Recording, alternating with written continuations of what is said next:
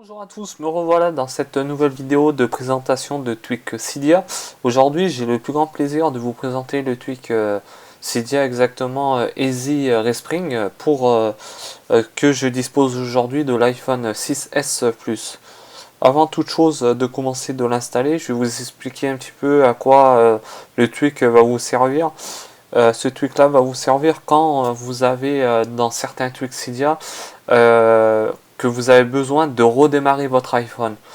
Euh, Redémarrer son iPhone ou son iPad manuellement de ses mains, éteindre par les boutons qu'on a sur les côtés de l'iPhone.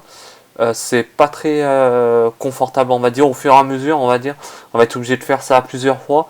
Ce tweak là va vous permettre de relancer votre écran sur la pomme et repartir vers l'écran d'accueil comme je suis actuellement. Nous allons se rendre tout de suite sur Cydia, comme ceci. Voilà. Nous allons dans recherche. Je vais taper Easy Respring. Voilà, comme ceci. Voilà, il est compatible sur l'iOS 8 et l'iOS 9. Nous allons l'installer comme ceci. Voilà. Je vais confirmer.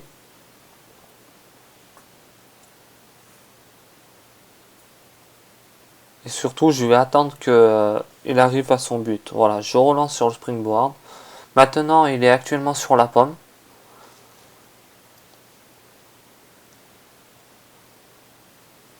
Je déverrouille. Voilà. Nous allons dans l'application réglage. Voilà. Voilà. Il se trouve qu'il n'a pas de réglage à faire. Sur mon écran, il n'y aura aucun. Ça va être basé à partir du bouton Home. Je dis bien le bouton Home, ce qui est en bas de votre iPhone, qui est entre Mail et Safari. J'appuie deux fois simultanément. Voilà, comme ceci. Voilà. Comme on le voit là, j'ai quelques pages. Voilà. Ça, le plus important qui se trouve, c'est pas ici. Il faudra prendre la première page de l'écran d'accueil. En fait, c'est là où là le téléphone. Je monte en haut, comme ceci. Vous voyez bien. Hop là, je lâche. Et maintenant, mon téléphone redémarre sur la pomme.